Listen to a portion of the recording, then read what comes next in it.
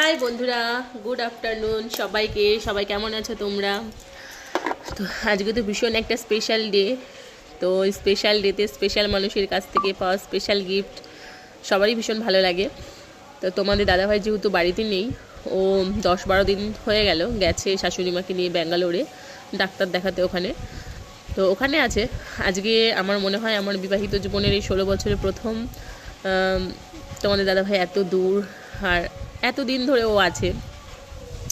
বাবার বাড়ি গেলে সেটা আলাদা ব্যাপার, বাট আজকে নেই, কিন্তু তবুও তোমাদের দাদাভাই দেখো আমার জন্য এই ভালোবাসার ছোট্ট উপহার পাঠিয়ে দিয়েছে। ও নেই, তবুও কিন্তু এত দূর থেকে এই যে এই দিনটা মনে রেখে আমার জন্য যে একটা স্পেশাল গিফট পাঠিয়েছে, তো তার জন্য অনেক অনেক থ্যাংক ইউ জানালেও কম হবে, কারণ ও নেই তবুও কিন্তু একটা ছেলের হাত দিয়ে এগুলো সব আমার জন্য পাঠিয়ে দিয়েছে।